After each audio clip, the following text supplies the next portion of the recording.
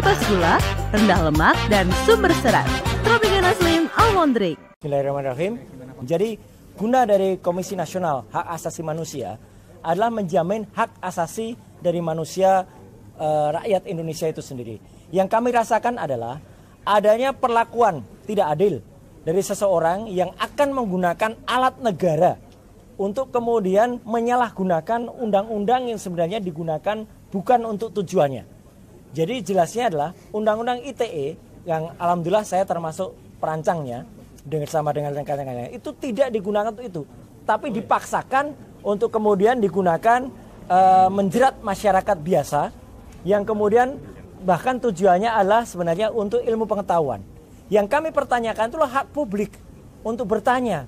Dan pertanyaan itu adalah pertanyaan standar, pertanyaan biasa. Kenapa ada seorang yang pernah menduduki jabatan publik tapi ijazahnya kemudian dipertanyakan? Itu sampel saja. Dan kami melihat adanya sindikasi yang sangat besar di sini. Ketika sebuah universitas yang sangat terkenal kemudian merasa harus mengikuti selera dari penguasa.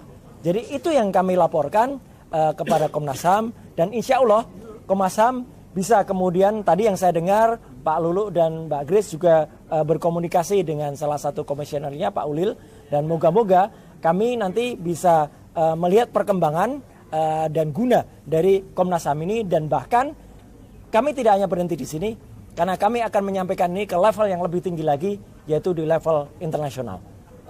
Apa yang terjadi hari ini terhadap klien kami, Bang Roy Suryo, Dr. Tifa, dan rekan-rekan semua, itu adalah bentuk kriminalisasi di mana berusaha di dalam penegakan hukum yang dilakukan, itu dilakukan terhadap ekspresi publik yang tidak hanya didasarkan pada opini, tapi juga didasarkan pada ilmu pengetahuan. Nah, bagaimana dengan sangkaan atau dugaan pasal yang kemudian digunakan? Nah, kalau dari kita dengar ya, keluhan atau aduan ya yang disampaikan oleh pelapor, dalam hal ini Saudara Joko Widodo, itu kan dia melapor merasa difitnah. Tapi kemudian oleh pihak kepolisian di dalam perkara ini digunakan pasal-pasal yang sifatnya itu adalah melindungi suatu informasi atau transaksi elektronik yang bersifat sistemik.